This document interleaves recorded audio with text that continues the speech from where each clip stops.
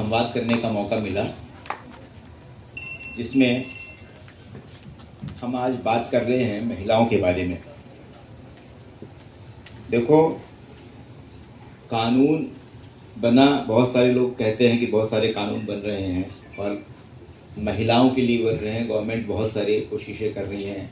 अभी आपने देखा कि ये district hub for empowerment of women ये सुबह से चल रहा है।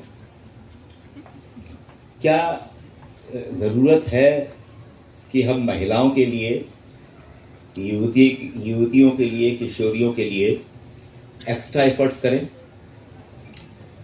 लगता है भाई, देखो, वन वे खाली प्रवचन नहीं होना है। लगता है आपको? सोसाइटी बहुत तेज़ी से तब्दील हो रही है। अभी आप देखो कि सोशल मीडिया का असर बहुत ज़्यादा हो रहा है वो, और जब भी कोई इस प्रकार का टेक्नोलॉजिकल एडवांसमेंट होता है तो उसके अपने फ़ायदे भी होते हैं, उसके अपने नुकसान भी होते हैं। शासन जो है वो प्रतिबद्ध होता है अपने नागरिकों की सुरक्षा के लिए, और उसमें भी सर्वाधिक महत्वपूर्ण है किशोरी, युवतियों और महिलाओं की सुरक्षा संरक्षण के लिए। आज जो बदलता हुआ समय है, जो बदलता हुआ दौर है, इसमें विमेन एम्पावरमेंट शब्द कई जगह आप लोगों ने सुना होगा, बहुत जगह सुना होगा। विमेन एम्पावरमेंट, ठीक है। और एम्पावर्ड विमेन के लिए हम बहुत सारी मिसालें देते हैं, ठीक है। आपने कभी एम्पावरमेंट ऑफ मेल सुना है क्या? क्यों नहीं सुना? क्या मेल ताकतवर है हमेशा से?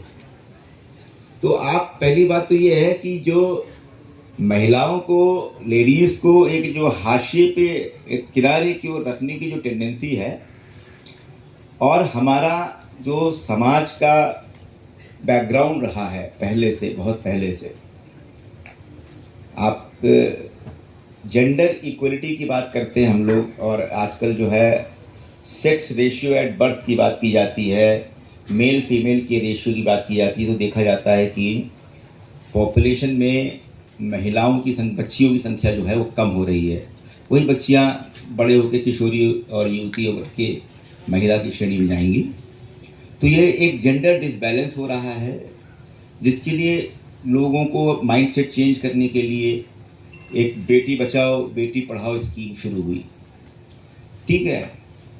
वर्क प्लेस पे सेक्सुअल हरासमेंट को रोकने के लिए पॉश एक्ट आया। घरों में डोमेस्टिक वायलेंस न हो। डोमेस्टिक वायलेंस का मतलब केवल शारीरिक हिंसा नहीं, बल्कि मौखिक हिंसा भी हो। किसी प्रकार से आप उसका लाइट कनेक्शन काट दे रहे हैं, परेशान कर रहे हैं, वो सारी चीज़ें उसमें आती हैं, डोमेस्टिक वायलेंस एक्ट में आती हैं। वो 2005 में आया, ठीक है।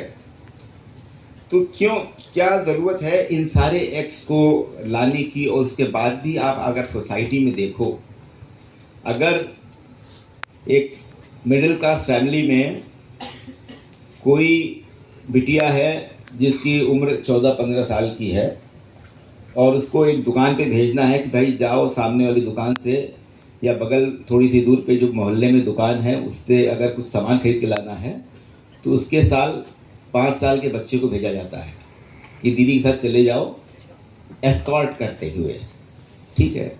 और तो क्या है, ये हमारे सोसाइटी का ब्रॉटअप जो है ना, वो इस तरीके का हो रहा है कि वनरेबल ग्रुप को, जो वनरेबल एरिया है हमारा, जो महिलाओं को बोला जाता है वनरेबल हैं, महिला इतना आसान वनरेबल नहीं है, बहुत सारा एम्पावरमेंट है इनके पास ऑलरेडी।